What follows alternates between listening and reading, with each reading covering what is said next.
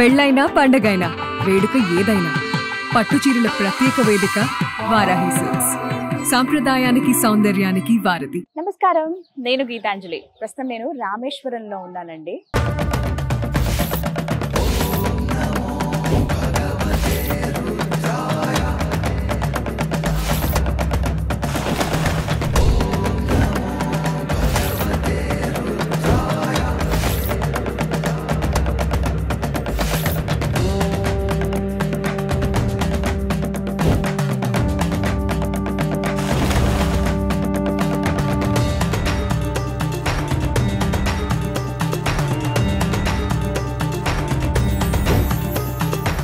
రామేశ్వరంలో Suman TV.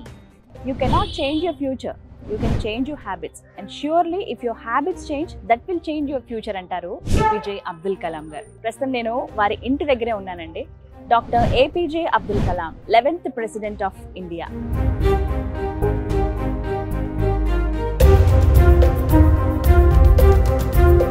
తను president గా ఉన్ననాళ్ళు peoples president గా ఎంతో మందికి దగ్గర అయ్యారనే చెప్పుకోవాలండి. మంచి పేరు సంపాదించుకున్నారు. వారి గురించి చాలా మందికి తెలిసింది. ప్రత్యేకంగా చెప్పాలి, వారి గొప్పతనం అనేది మాటల్లో చెప్పలేనిది. వారు పుట్టింది రామేశ్వరంలో. ప్రస్తుతం అక్కడే నేనున్నాను. వారు పెరిగినటువంటి హౌస్ ఆఫ్ కలాం అని చెప్పి మనకి ఇక్కడ మాస్క్ స్ట్రీట్ లో కనపడుతుందండి. మసీదు వీధి రామేశ్వరం అంటే ఎవరైనా చెప్తారు. దానికన్నా ఇంకా ఎక్కువగా తెలియాలంటే అబ్దుల్ కలాం గారి హౌస్ ఎక్కడండి అని అంటే ఇలా తీసుకొచ్చి దింపుతారనమాట. చాలా మంది టూరిస్టులు అంటే రామేశ్వరం వచ్చిన వాళ్ళు డెఫినెట్ గా ఈ ప్లేస్ ని విజిట్ చేస్తారు. సరే, ఇలా దగ్గరికి రండి, చూపిస్తాను మీకు. ఇదే house of Kalam, doctor APJ Abdul Kalam గారి ఇల్లు అనమాట.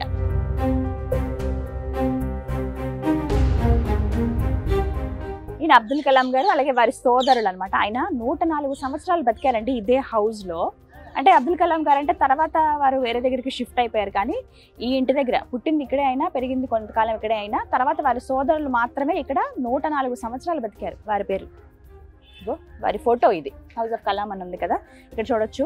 ఈయన పేరు, వారి సోదరుల పేరు హజీ ఏపీజే మొహమ్మద్ ముత్తు మీరా మరైకయార్ ఆయన పేరు. ఆయన 1917వ సంవత్సరంలో జన్మించారు. 2021న ఆయన మరణించారని చెప్పి ఆ డేట్స్ మనం చూడొచ్చు. అలాగే అబ్దుల్ కలాం గారు 1931లో పుట్టారు. 2015లో ఆయన మరణించడం జరిగింది. వారి జ్ఞాపకార్థంగా మనం చాలా ఇక్కడ చూడొచ్చండి. ఎక్కడెక్కడ ఏముంటాయి అనేది చెప్పేది ఇంటర్నేషనల్ ఫౌండేషన్ లాగా ఏర్పాటు చేశారు. మిషన్ ఆఫ్ లైఫ్ గ్యాలరీ అనేది ఫస్ట్ ఫ్లోర్ లో మనం చూస్తామట. అలాగే కళా మార్కెట్ అని సెకండ్ ఫ్లోర్ అట.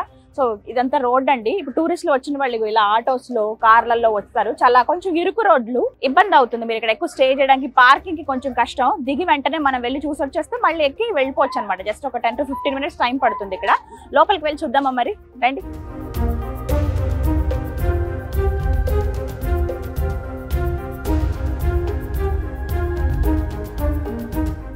సో ఎలాంటి ఎంట్రీ ఫీజు ఉండదండి, ఫ్రీ ఆఫ్ కాస్ట్ వెళ్ళిపోవచ్చు మనం.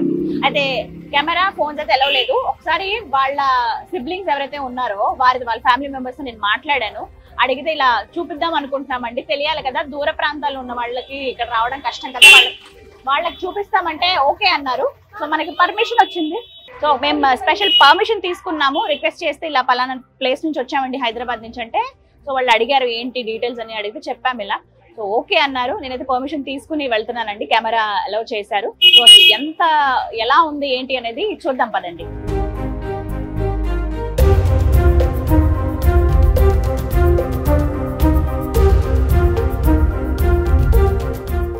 స్టార్టింగ్ ఫొటోస్ ఉన్నాయండి ఇక్కడ. వాళ్ళ ఫ్యామిలీ మెంబర్స్ వీళ్ళందరూ. వాళ్ళ బ్రదర్ ఇక్కడ కింద మనం చూసాం కదా, వారే 104 years బతికారట. వాళ్ళ సిబ్లింగ్స్, వాళ్ళ అక్క వాళ్ళ పిల్లలు, వాళ్ళందరూ. ఇది భలే ఉంది చూడండి. ఆయనకి ప్రజెంట్ చేసింది ఇది. Kalam lived here, Kalam lives here అని ఇండియా మ్యాప్. వా, economic prosperity and national security through technology and knowledge, power for a vibrant and self reliant India. Abdul Kalam వారు చెప్పిన మాటలు, వారు ఆచరించే విధానం, అవన్నీ కూడా మనం ఇక్కడ వారి ఇంటి దగ్గర ఫస్ట్ ఫ్లోర్ లో ఏర్పాటు చేసినటువంటి గ్యాలరీలో చూడొచ్చు. అబ్దుల్ కలాం గారికి వారి మదర్ అంటే అమితమైన ప్రేమ. ఎవరికైనా అమ్మంటే ఇష్టం, కానీ అమితమైన ప్రేమ అనమాట. ఇగో, in my boyhood one night to the envy of my brothers and sister I slept in the lap of my mother. Later in the night I woke up when my mother's affection-filled tears fell on me. The memory remains fresh in my thoughts. ఇప్పటికే ఆయనకి ఆ చిన్ననాటి జ్ఞాపకాలు గుర్తుంటూనే ఉంటాయని చెప్పి ఈయన కలాం గారు అయితే వారి మదర్ అలా అనమాట. వారి తండ్రి గారు ఒక బోట్ ఓనర్ అండి, రామేశ్వరం, ఇది ఒక ద్వీపం కదా, ఆయనకు ఒక బోట్ ఉండేదంట. అలాగే మసీదులో కూడా వారు పనిచేసేవారంట. సో అలా చాలా పేద కుటుంబం అండి, 4 సిబ్లింగ్స్ ఉన్నారు వారికి. వారి మదర్ ఏమో హౌస్ వైఫే. సో అలా వచ్చే ఆ కొద్ది డబ్బులతోనే వారి ఇల్లు గడిచేదట. మరి అంత పేదరికంలో పెరిగి కూడా జీవితాన్ని ఒక డ్రీమ్ బిగ్ అంటారు కదా, కళలు కని ఆ కళని సాకారం చేసుకుని ఇంతమందికి ఆదర్శప్రాయంగా ఉన్నారు ఆయన. సాల్యూట్ టు హిమ్ అని చెప్పాలంటే. మరి స్టోరీ చూడండి, డ్రీమ్స్ అన్లిమిటెడ్. కలాం గారు పెరిగినటువంటి ప్రదేశం, లొకాలిటీ రామేశ్వరం వెస్ట్ గేట్ ఉంది కదా, వెస్ట్ ఎంట్రన్స్. ఇది వారి ఇల్లు. ఇప్పుడు మనం ఉన్నటువంటి హౌస్ ఏదో అప్పుడు ఇలా ఉండేది. తర్వాత దాని గురించి ఇలా బిల్డింగ్ లాగా కట్టారనమాట, 2 అంతస్తుల మేడగా. ఇక్కడే ఆయన పెరిగిందంతా కూడా. వారి స్టూడెంట్ లైఫ్ ఇదంతా, వారు చదువుకున్నటువంటి కాలేజ్, ఇన్స్టిట్యూట్, అలాగే కాలేజ్ డేస్లో ఇలా ఉండేవాళ్ళు. ఇక ఆ తర్వాత enhancing space and defence capabilities, వారు అసలు ఎలా పనిచేశారు అందులో. SLV-3 successfully injected Rohini satellite into earth orbit, says mission director. ఇగో రాకెట్ చూడండి ఎలా తీసుకెళ్తున్నారు, సైకిల్ మీద పెట్టుకుని. అసలు ఎంత నీట్గా మెయింటైన్ చేస్తారండి ఇదంతా. ఇక్కడ చూడండి, టు ఆల్ ద విజిటర్స్, ఎవరైతే వస్తున్నారో వాళ్ళ కోసం ఆయన ముందుగానే చెప్పారన్నట్టుగా ఇక్కడ పెట్టారన్నట్టు. ఇవారి మాటలే, let's pledge together to create a society and a nation where the citizens are empowered with spirit of what can I give. ఎప్పుడు నేను ఇంక ఏం హెల్ప్ చేద్దాము, ఈ దేశానికి నేను ఏమి ఇద్దాము అనే ఆలోచనతోనే ప్రతి ఒక్క ప్రాణి ఉండాలని చెప్పేది ఆయన మాట అండి. ఎందుకంటే వారి లైఫ్ అలాగే గడిచింది. వచ్చే విజిటర్స్ ఎవరైతే ఉంటారో అది కూడా అంటే వాళ్ళకు కూడా ఆయన అదే చెప్తున్నారు. ఎగ్జాంపుల్ ఏం చెప్పారు తెలుసా, సూర్యుడిని ఉదాహరణగా తీసుకోమన్నారు ఆయన. సూర్యుడు ఎప్పుడు అన్నది కదా, నేను ఎంత వెలిగించాను మళ్ళీ తిరిగి నాకు ఇచ్చేయండి అని. ఎవ్రీడే వస్తుంది, వెలుగునిస్తుంది, మన నుంచి ఏమీ ఆశించదు. అలాగే మీరు కూడా జీవితంలో ఉండాలి, ఎదుటి వాళ్ళ నుంచి ఏమీ ఆశించకుండా మీరు ఆ లైఫ్ లీడ్ చేస్తూ ఉండాలి. ఏమి ఇవ్వగలనా నేను ఈ దేశానికి, ఏం చేయగలనా మీకు అనే అలాంటి స్వభావం ఉండాలి అని చెప్తారు APJ అబ్దుల్ కలాం గారు.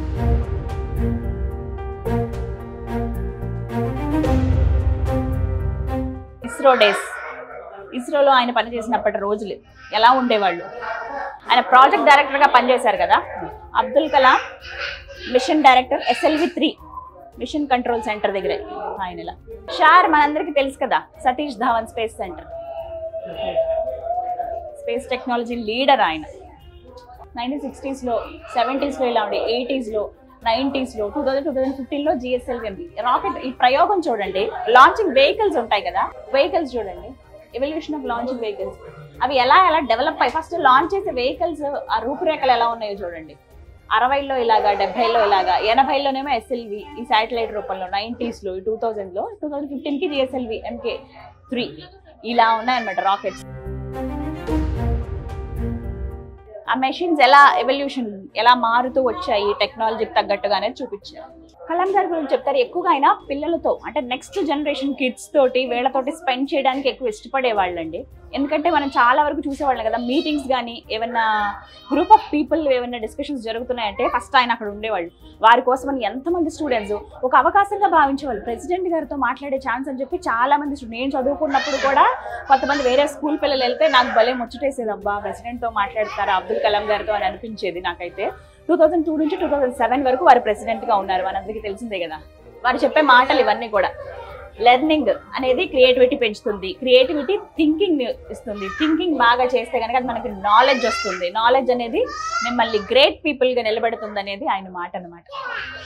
ఇక్కడ చూడండి అబ్దుల్ కలాం గారు, ఇది ఇండియన్ ఎయిర్ ఫోర్స్ వారి dress.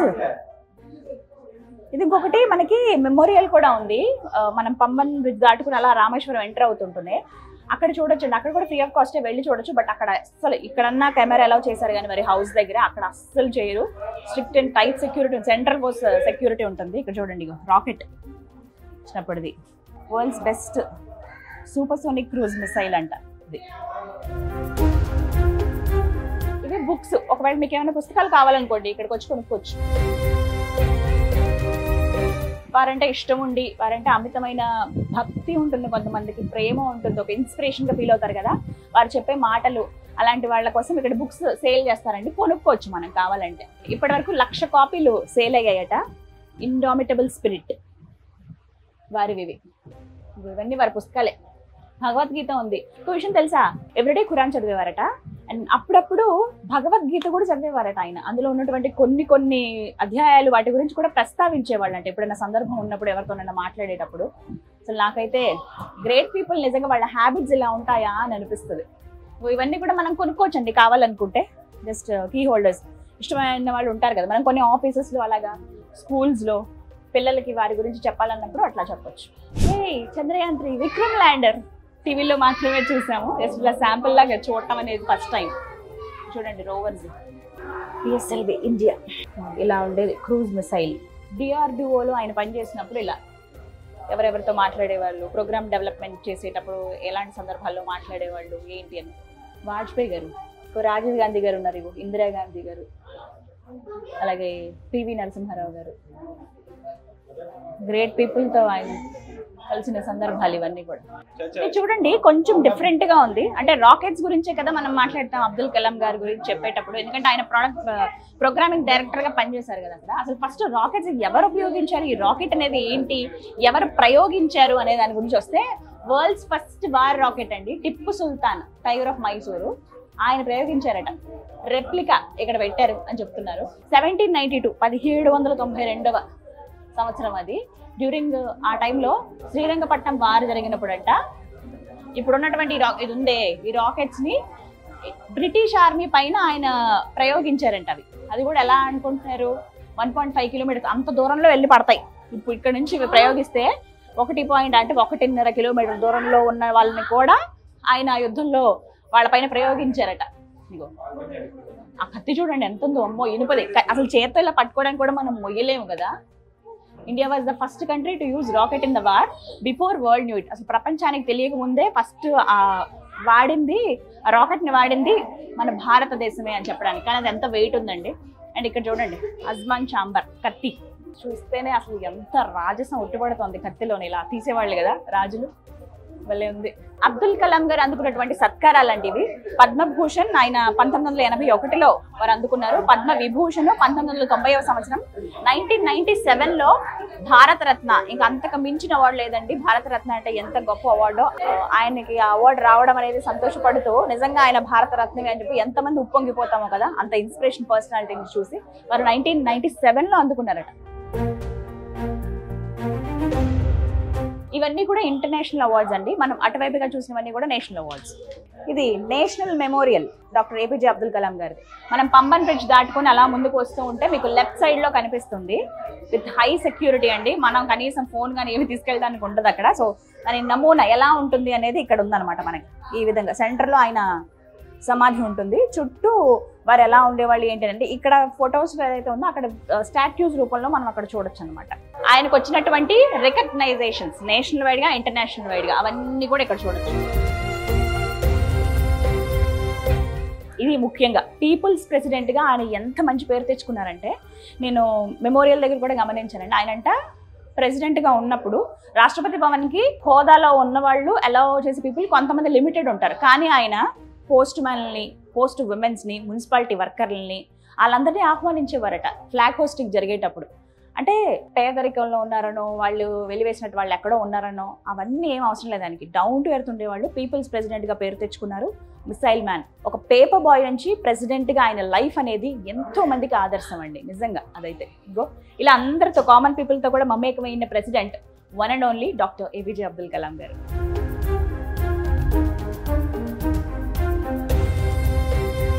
Doctor APJ Abdul Kalam గారు అంబాసిడర్ ఆఫ్ స్పిరిచువాలిటీ అని చెప్తారండి. ఇగోండి వారు పాల్గొన్నటువంటి ఆధ్యాత్మికమైనటువంటి కార్యక్రమాలు ఇవి. ముస్లిం అయినప్పటికీ ఆయన అన్ని మతాలను గౌరవించేవాళ్ళండి.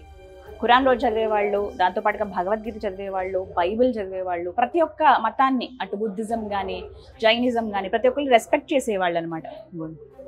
దలై లామా వారితోటి, హిందూ లీడర్స్ తోటి, ముస్లిం తోటి, ఇగో క్రిస్టియన్స్, పాస్టర్స్, ప్రతి ఒక్క దాంట్లో బ్రహ్మకుమారీస్, ప్రతి ఒక్క రిలీజియన్ని ఆయన గౌరవించేవాళ్ళంట. Science is the best boon that God has bestowed upon mankind. Science with reasoning becomes the capital of society.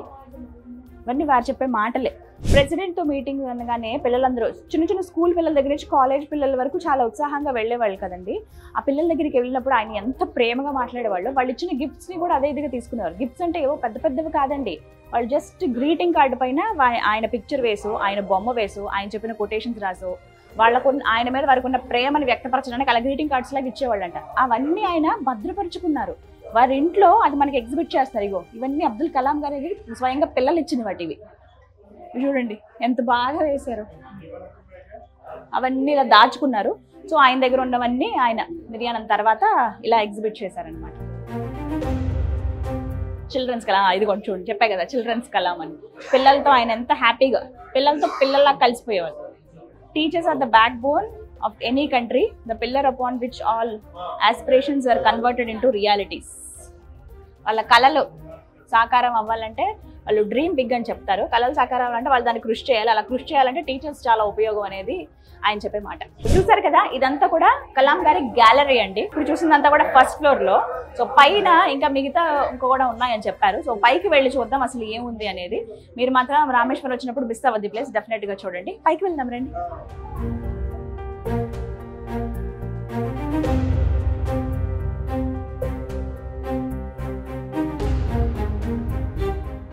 ఏంటి కలాం గారి హౌస్ అని చెప్పావు, అందులో నువ్వు సెకండ్ ఫ్లోర్కి వెళ్దాం అన్నావు, ఇక్కడ ఏంటి అన్ని అలంకరణ వస్తువులు ఉన్నాయనుకుంటున్నారా? ఒక మాట చెప్తాను. ఇలా ఇక్కడ ఈ స్టోర్ పెట్టడానికి రీజన్ ఏంటో తెలుసా? కిందకి నుంచి మనం పైకి వచ్చేటప్పుడు ₹1 కూడా మనం ఏం చెల్లించమండి. ఎలాంటి ఎంట్రీ ఫీజు అలాంటివి ఏమి ఉండవు ఇక్కడ. కింద ఏదైతే మనం అంత నీట్గా చూసామో మిషన్ ఆఫ్ లైఫ్ గ్యాలరీ అని చెప్పి, అది రన్ అవ్వాలంటే ఖచ్చితంగా కొంత అమౌంట్ అవసరం. అందుకనే ఈ పై ఫ్లోర్ లో కలాం ఆర్కేడ్ అని ఏర్పాటు చేశారండి. ఇక్కడ మనం కొనే ప్రతి వస్తువు కూడా కింద ఉన్నటువంటి ఆ గ్యాలరీ మెయింటెనెన్స్ కి వెళుతుందండి. దేశానికి ఇంత సేవ చేసిన వ్యక్తికి ఇది ఒక కృతజ్ఞత మనం ఇచ్చేది. ₹10 పెట్టి మీరు ఏదైనా ఒక వస్తువు కొంటే ఎంతైనా ఉండేవండి, 10, 20, 30 అంతే ఉంటుంది కదా, మినిమం కాస్ట్ చెప్తున్నారు. ఆ పై మించి ఉంటాయి 1000, 2000. మనకు కావాల్సింది ఎక్కడో బయట మనం కొనుక్కునే బదులు ఇక్కడ ఇలాంటి ప్లేస్ లో కొంటే ఆయనకి ఒక రకంగా మనం కృతజ్ఞత చెప్పిన వాళ్ళం అవుతాం. అదైతే నాకు అనిపించింది. మీకు తోచినంత ఏదో ఒకటి ఎవరికైనా గిఫ్ట్ ఇవ్వాలనుకున్నాను, పలానా చోట కొన్నాను అని చెప్పడం. సముద్ర ప్రాంతంలో దొరికేవన్నీ కూడా బయట షాపుల్లో మనకి ఎలాగో దొరుకుతున్నాయి. మీరు అక్కడ కొనే బదులు ఇక్కడ కొంటే కొంచెం హెల్ప్ చేసినట్టు అవుతుంది. సో నేనంతే నా వంతుగా ఏదన్నా ఒకటి కొనుక్కుంటాను. బయట కొనేది ఏదో ఇక్కడ కొంటే ఏదో ఒకటి నా వంతుగా ఆ మహా మనిషికి ఎంతో కొంత ఇవ్వగలిగిన సాటిస్ఫాక్షన్ అయితే నాకు ఉంటుంది. అండ్ ఇంకొకటి చెప్పాలండి, ఇక్కడ ఏదైతే మనం కొంటామో పై ఫ్లోర్ లో సెకండ్ ఫ్లోర్ లో ఉన్నటువంటి ఆర్కేడ్ లో కొన్న వస్తువుకి వచ్చిన డబ్బులు మాత్రమే మెయింటెనెన్స్ కి వెళ్తాయి. ఫస్ట్ ఫ్లోర్ లో ఉన్నటువంటి మ్యూజియం గ్యాలరీకి.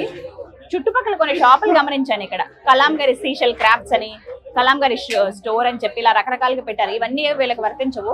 ఆయన పేరుని వాడి బిజినెస్ చేసేస్తున్నారు చాలా మంది.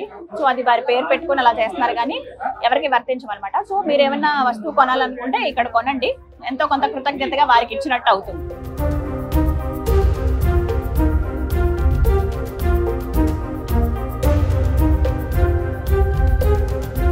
సో చూసారు కదా, పీపుల్స్ ప్రెసిడెంట్ గా పేరు తెచ్చుకున్నటువంటి మన 11వ భారత రాష్ట్రపతి డాక్టర్ ఏపీజే అబ్దుల్ కలాం గారి హౌస్ రామేశ్వరంలో ఎలా ఉందో. ఫస్ట్ ఫ్లోర్ లో మనం చూసినటువంటి ఈ మ్యూజియం కావచ్చు, అంటే గ్యాలరీ, ఆ పైగా మనం చూసినటువంటి ఆర్కేడ్ కానీ ఇవన్నీ కూడా చాలా అద్భుతంగా అనిపించాయండి. ఆయన చెప్పిన 5 మాటలు ప్రతినిత్యం మనతో మనం మాట్లాడుకోవాలంట. ఆ 5 వర్డ్స్ ఏంటనేవి, ఆ సెంటెన్సెస్ దాంతో ఎండ్ చేస్తాను. I'm the best, I can do it, God is always with me, I'm a winner, today is my day. ఇలా ప్రతి ఒక్కరు రోజుకి ఒక్కసారైనా ఇలా చెప్పుకోవాలటండి. సో ఇవాళ నుంచి నేను కూడా అది ఫాలో అవుదామని డిసైడ్ అయ్యాను. మేబీ ఎంతో కొంత అలాంటి పర్సన్స్ని ఇన్స్పిరేషన్గా తీసుకుంటే లైఫ్లో మనం ఒక అడుగు ఖచ్చితంగా ముందుకేస్తామండి. వారి ఆశీస్సులు ఎప్పుడు మన పైన ఉంటాయి. ఆయన ఏ లోకంలో ఉన్నా కానీ ఇప్పుడు మనందరికీ మంచి జరగాలి, ఆయన అదే కోరుకుంటారు. ఆయన చెప్పినట్టుగా ఏమి ఇవ్వగలుగుతాను ఈ దేశానికి నేను ఆలోచించాలనే భాగంగా మీకు ఒక మంచి వీడియో నేను చూపించాననే సాటిస్ఫాక్షన్తో వెళ్తున్నాను రామేశ్వరం నుంచి ఇవాళ నేను. సో మీరు రామేశ్వరం వస్తే డెఫినెట్గా హౌస్ ఆఫ్ కలాం విజిట్ చేయండి. అలాగే నేషనల్ మెమోరియల్ కూడా ఉంది డాక్టర్ ఏపీజే అబ్దుల్ కలాం గారిది, అది కూడా విజిట్ చేయండి. Happy journey to Rameswaram. నమస్తే.